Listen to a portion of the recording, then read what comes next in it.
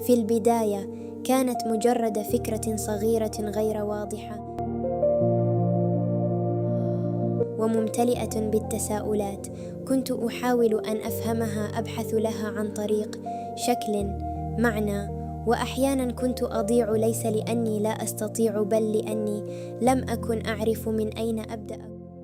كل محاولة كانت تريني إياها بشكل مختلف،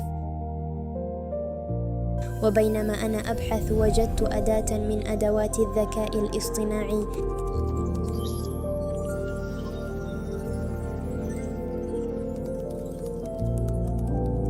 نفذت الفكرة التي كانت في داخلي وجعلتني أراها بوضوح.